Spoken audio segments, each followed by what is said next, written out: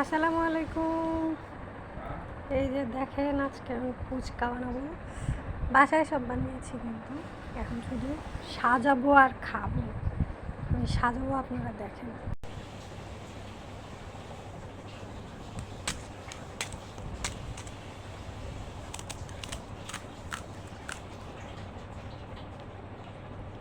আসলে নিজে বানিয়ে খাওয়ার মজাই আলাদা।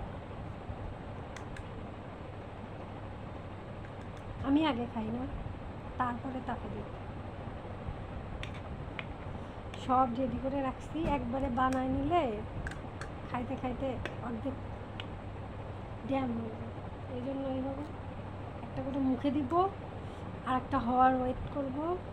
খাইতে যে সেই স্বাদ, অপেক্ষার মজাই আলাদা। এই যে সবাই দেখেন, আমার ফুচকা রেডি। এখন আমি খাবো, বিসমিল্লাহ।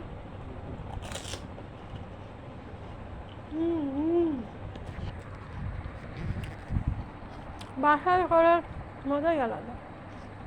আমি খাচ্ছি, আপনারা দেখেন। দাওয়াত নেন। আল্লাহ হাফেজ।